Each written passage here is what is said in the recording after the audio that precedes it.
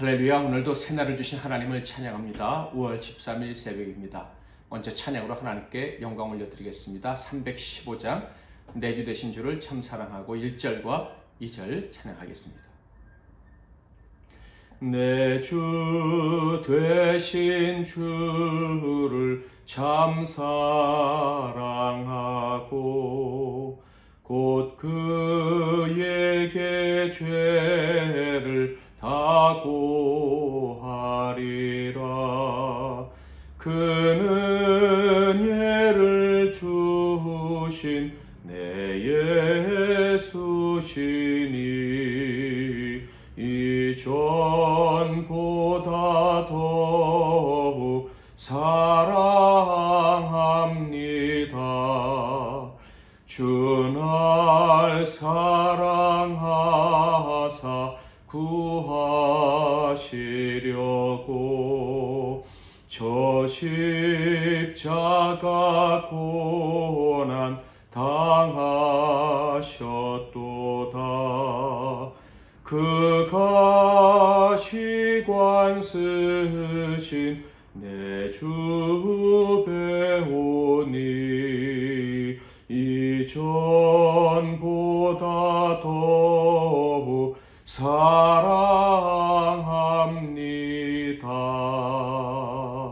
아멘. 오늘 하나님께서 주시는 은혜의 말씀은 시편 13편 1절부터 6절까지 말씀이 되겠습니다. 구약성경 시편 13편 제가 1절부터 봉독해 드리겠습니다.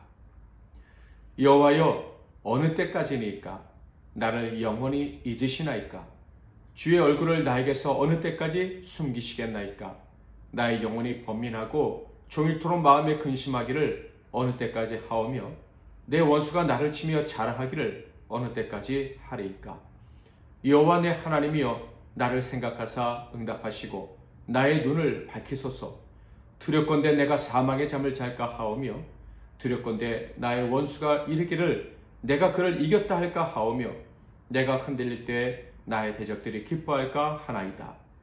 나는 오직 주의 사랑을 의지하여 싸우니 나의 마음은 주의 구원을 기뻐하리이다. 내가 여호와를 찬송하리니 이는 주께서 내게 은덕을 베푸심이로다. 아멘. 오늘은 원수의 승전가가 들려올 때, 원수의 승전가가 들려올 때라는 제목으로 하나님 말씀을 상고하겠습니다. 우리 믿는 사람들은 다름 아닌 전능하시며 만왕의 왕이신 하나님을 아버지로 모시고 사는 사람들입니다. 게다가 우리 아버지 하나님은 사랑의 하나님입니다. 사랑이 무한하신 하나님을 아버지로 모시고 사는 사람들이에요. 다윗도 그 하나님을 아버지로 모시고 사는 사람이었기에 알고 있었어요. 하나님을 의지하고 하나님이 정하신 법칙에 따라 살기만 하면 복을 누릴 수밖에 없다는 것을, 그것을 시편 1편에 이렇게 노래했죠. 복 있는 사람은 악인들의 꾀를 따르지 아니하며 죄인들의 길에 서지 아니하며 오만한 자들의 자리에 앉지 아니하고 오직 여호와의 율법을 즐거워하여 그의 율법을 주야로 묵상하는도다. 하나님의 법을 즐거워하는 사람은 바로 복 있는 사람이다. 사랑의 아버지께서 정하신 법을 따르면 그 사랑의 복을 마음껏 누리게 된다. 이렇게 고백을 했습니다. 1편 3절에는 그 복을 누리는 자의 결과가 한마디로 정의되어 있어요. 그는 시냇가에 심은 나무가 철을 따라 열매를 맺으며 그 잎사귀가 마르지 아니한 같으니 그가 하는 모든 일이 다 형통하리로다. 복받은 사람, 하나님을 아버지로 모시고 그 아버지의 법을 즐거워하는 사람들의 삶은 한마디로 형통이다 라는 얘기예요. 그런데 오늘 그가 지은 시편 13편을 보면 복받은 자인 다윗의 삶이 형통하지 않은 것처럼 느껴집니다. 13편 1절과 2절을 읽어볼까요? 여호와여, 어느 때까지니까 나를 영원히 잊으시나이까? 주의 얼굴을 나에게서 어느 때까지 숨기시겠나이까? 나의 영혼이 번민하고 종일토록 마음에 근심하기를 어느 때까지 하오며 내 원수가 나를 치며 자랑하기를 어느 때까지 하리이까? 1절과 2절에는 어느 때까지입니까? 라는 말이 무려 4번이나 등장을 합니다. 이 말을 생각하면 다윗이 정말 힘든 상태에 있었겠구나 하는 것을 짐작할 수가 있어요. 기다리다 지쳐서 더 이상 견딜 수 없는 상태를 너무 오랫동안 보내고 있었겠구나 하는 것을 충분히 짐작할 수가 있습니다. 그래서 하나님이 나를 잊으셨다, 하나님이 나를 피해 숨으셨다라고 밖에 표현할 수 없었던 다윗의 심정이 이해가 갑니다. 다윗을 피해서 하나님이 숨으셨겠습니까? 다윗은 그렇게 느끼고 있어요. 왜 그렇게 느낄 수밖에 없습니까? 다윗이 정말 힘들 때 하나님이 돕지 않는다는 생각이 들었기 때문이에요. 다윗이 지금 어떤 상태에 있었습니까? 2절, 나의 영혼이 번민하고 종일토록 마음에 근심하기를 어느 때까지 하며 내 원수가 나를 치며 자랑하기를 어느 때까지 하리이까. 다윗이 무엇 때문에 번민하고 근심했는지 정확히 알 수는 없습니다. 그러나 다윗이 번민할 수밖에 없었고 근심할 수밖에 없었던 그 사건을 원수들도 다 알고 있었던 거예요. 그래서 다윗이 당한 그 일을 가지고 원수들이 다윗을 공격했던 것입니다. 다윗 앞에서 아주 교만하게 행동을 했던 거예요. 심지어 다윗을 죽이려고 하기도 했던 것 같습니다. 당장 떠오르는 사건이 있습니다. 성경에 기록되어져 있지는 않지만 아마 이런 사건이 아니었을까 하는 예상이 되는 사건이 있어요. 바로 다윗이 사울에게 쫓겨 도망갈 때였죠. 억울하게 사울에게 미움을 받고 다윗이 도망갈 때 얼마나 근심하고 얼마나 번민을 했겠습니까? 그런데 바로 그때 다윗의 이 어려움을 아는 사람들이, 다윗을 지지했던 사람, 다윗을 향해서 충성을 맹세했던 사람들까지도 갑자기 다윗을 배신한 거예요. 다윗을 힘들게 하는 사울 편에 서서 다윗을 치료했고 사울에게 아부했습니다. 얼마 전까지는 다윗의 용맹, 다윗의 인기, 그리고 왕의 사위가 된 그의 신분 때문에 이런 것들에 다 눌려서 다윗을 우러러보기만 하고 박수만 쳐주던 사람들이에요. 다윗의 친구로 있고 싶어 했던 그런 사람들이다, 이런 말이에요. 그런데 다윗이 쫓겨 도망가니 근심해 주는 것이 아니라 오히려 즐거워하는 거예요. 다윗이 번민할 때 그들은 쾌재를 부리고 방탕하며 술 취하며 즐거워하는 거예요. 다윗을 멸시하는 것을 다윗은 느낄 수 있었습니다. 그런데 아시다시피 다윗은요, 평생에 이런 일이 참 많았어요. 비굴한 사람들, 자신들의 이익을 위해서라면 언제나 얼굴을 바꿀 수 있는 사람들이 다윗 곁에 늘 있었다, 이런 얘기예요. 그런 사람들이 많았으니 이런 힘든 일도 참 다윗에게 많았겠죠. 그런데 오늘 시편 13편을 보면 그런 일을 당하는 시간이 아주 길 때도 있었음을 알 수가 있습니다. 원수들은 쾌재를 부르고 승전가를 부르는데 다윗은 계속해서 패배자로 도망자로 오랜 기간을 힘들어해야 했던 때가 있었다 하는 거예요. 그래서 하나님께 질문하는 거예요. 어느 때까지입니까? 그들은 승전가를 부르는데 저는 하나님의 사람, 정직하게 살려는 사람, 하나님의 은혜를 입은 사람인 나는 그들의 승전가를 들으면서 아무것도 할 수 없습니다. 그저 근심과 번민을 할 수밖에 없습니다. 하면서 힘들어하는 거예요. 그런데 사실 다윗을 더 힘들게 했던 사실이 있었습니다. 오늘 본문을 보면 원수들이 승전가를 부르는 것보다 다윗을 더 힘들게 하는 것이 있었구나 하는 것을 발견하게 되는데요. 3절과 4절을 읽어보겠습니다. 여호와 내 하나님이여 나를 생각하사 응답하시고 나의 눈을 밝히소서. 두렵건대 내가 사망의 잠을 잘까 하오며 두렵건대 나의 원수가 이르기를 내가 그를 이겼다 할까 하오며 내가 흔들릴 때 나의 대적들이 기뻐할까 하나이다. 여러분은 눈치채실 수 있으십니까? 다윗이 정말 두려워했던 것이 무엇인지 아시겠습니까? 바로 영의 눈이 어두워져서 사망의 잠과 그리고 사망의 잠에 빠지고 그 두려움 때문에 흔들리는 것, 그것을 두려워하고 있습니다. 그것을 왜 두려워합니까? 내 아버지는 생명의 주인이신데, 내 하나님은 생명의 주인이신데 그 하나님을 믿고 의지하고 따르는 내가, 생명의 말씀을 따르는 내가 생명력을 잃어버려서 하나님의 영광을 가릴까? 그것을 가장 두려워하고 있다라는 거예요. 만약 다윗이 사망의 잠에 빠져버리고 흔들리다가 무너져버리면 원수들은 더 크게 승전가를 부를 거예요. 원수들이 부르는 승전가는 어떤 것입니까? 마귀를 찬양하는 것이죠. 하나님을 찬양하는 것을 접고 마귀를 향해 박수치며 노래하는 것입니다. 다윗은 바로 이것을 가장 두려워했습니다. 왜냐하면 찬양받으실 분은 오직 하나님 한 분뿐이라는 것을 다윗은 너무나도 잘 알고 있었기 때문이에요. 다윗이 골리앗을 무찌를 때 뭐라고 말했는지 아시죠? 사무엘상 17장 45절 46절 다윗이 블레셋 사람에게 이르되 너는 칼과 창과 단창으로 내게 나아오거니와 나는 만군의 여호와의 이름 곧 내가 모욕하는 이스라엘 군대의 하나님의 이름으로 내게 나아가노라. 오늘 여호와께서 너를 내 손에 넘기시리니 내가 너를 쳐서 내 목을 베고 블레셋 군대의 시체를 오늘 공중에 세워 땅의 들짐승에게 주어 온 땅으로 이스라엘의 하나님이 계신 줄 알게 하겠고. 다윗은 골리앗을 향해서 내가 하나님을 모욕했으니 하나님이 나로 하여금 너를 치게 할 것이다 라고 외쳤어요. 다윗에게 가장 큰 두려움은 골리앗이 아니었던 것이죠. 사람들은 다 골리앗을 두려워했어요. 그러나 다윗은 하나님의 이름이 모욕당하는 것이 가장 큰 두려움이고 가장 큰 아픔이었다 하는 거예요. 그렇습니다. 다윗에게는 오직 하나님밖에 없어요.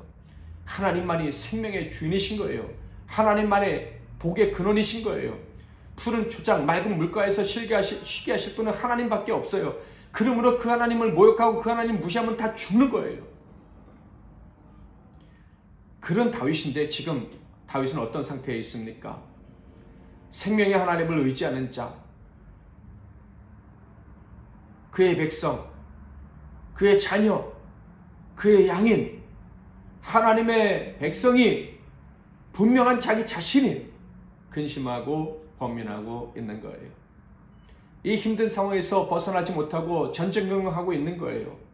만약 이렇게 내 인생이 끝난다면, 이렇게 지루한 기다림의 끝에 결국 절망 그 자체만 남아있게 된다면, 그래서 거기에 침몰해 버린다면 그것은 하나님의 영광을 가리게 되는 거예요. 원수가 부르는 노랫소리는 극에 달하게 될 것입니다. 너무너무 그들은 좋아할 거예요. 원수는 외치겠죠. 세상에 하나님의 구원은 없다. 하나님께는 생명의 능력이 없다라고 외치며 마귀를 노래할 거예요. 마귀에게 속아서 마귀가 진짜 신이라고 노래하겠죠. 다윗에게는 절대 이런 일은 벌어져서 안 되는 거예요. 정말로 많이 양보해서 원수가 이겼다고 합시다. 뭐 원수도 잘 되는 일이 있어야겠죠. 원수도 복받기를 바라는 것이 하나님의 사람들이에요. 맞아요. 그러나 그것이 하나님의 영광을 가리고 하나님을 욕되게 하고 마귀를 높이는 일이 되어서는 절대로 안 되는 거예요. 그러므로 다윗은요, 기다림에 지쳐도 포기할 수가 없습니다. 지금 형통이 사라진 것 같아도 반드시 형통하게 될 줄 믿어야 되는 거예요. 합력해서 선을 이루시는 하나님을 믿고 버텨야 되는 거예요. 원수가 완전히 이긴 것 같고 자신은 완전히 패배자가 된 것 같아도 자포자기할 수가 없는 거예요. 왜냐하면 하나님이 영광을 받으셔야 되기 때문이죠. 그래서 그는 그 힘든 기다림이 계속되고 있는 순간이지만 절망하지 않고 다시 힘을 내어서 이렇게 고백합니다.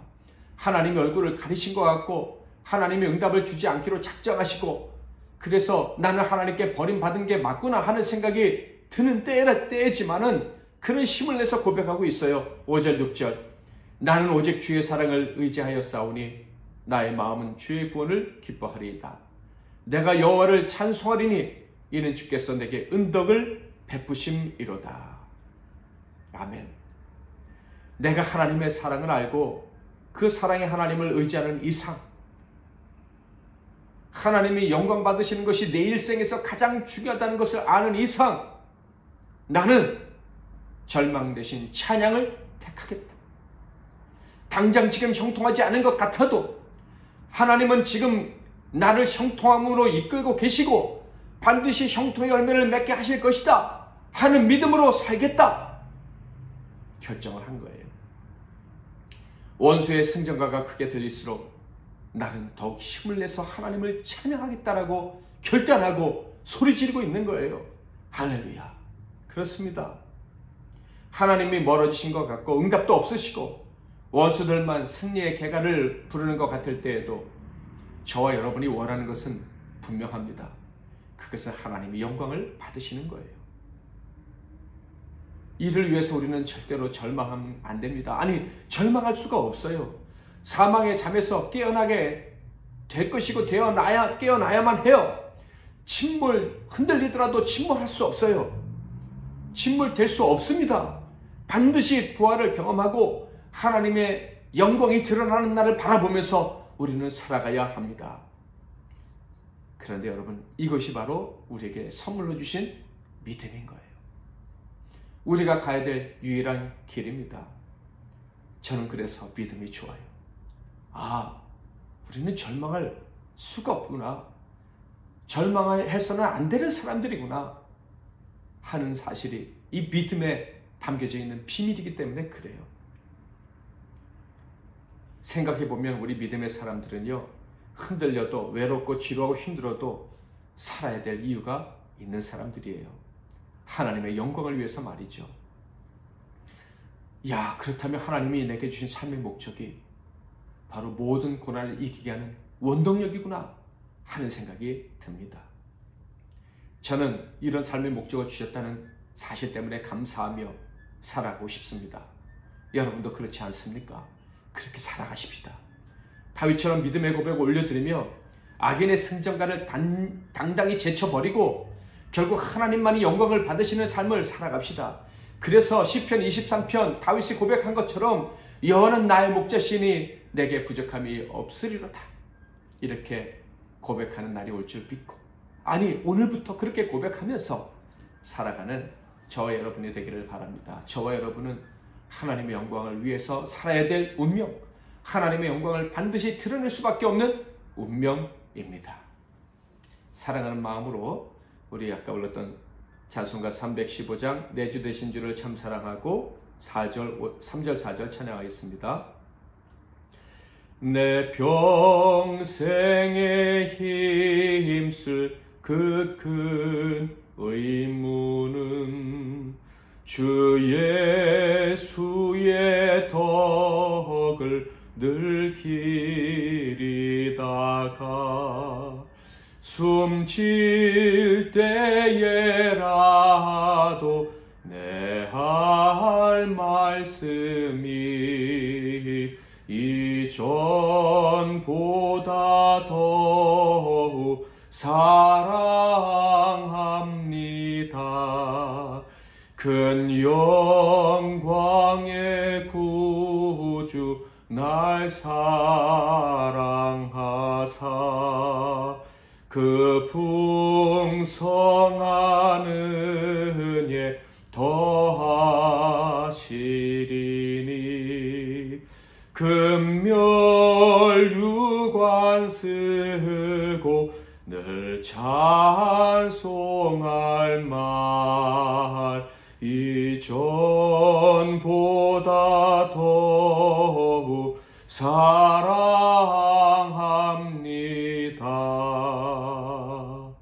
아멘. 기도 제목을 드리겠습니다. 우리의 오랜 고난에도 불구하고 하나님의 영광을 위해서 살고 싶은 열망을 주셨다는 이 사실을 기억하고 하나님께 감사의 기도를 올려드리겠습니다. 하나님의 영광을 위해 사는 사람은 절망할 수 없구나 하는 사실을 기억하고 감사의 고백을 드리시고요. 두 번째, 오래된 고난의 지리함 때문에 우리가 사망하거나 흔들리지 않게 해달라고, 사망하거나 흔들릴 수 없다는 사실, 그것을 기억하고 담대하게 살아가는 믿음의 사람들 되게 해달라고 기도하겠습니다. 마지막으로 세 번째, 삶의 고난 때문에 흔들리는 사랑하는 사람들을 위해서 기도하겠습니다. 고난이 아주 시간이 오랫동안 지속되고 있다 할지라도 낙심하지 않게 해달라고, 하나님의 영광을 위해서 일어날 수 있는 힘을 달라고 그분들의 이름을 기억하면서 사정들을 하나님께 아뢰면서 기도하겠습니다. 제가 먼저 기도하고 여러분 각자 또 기도하시다가 주기도문으로 마치시기를 바랍니다. 기도하겠습니다.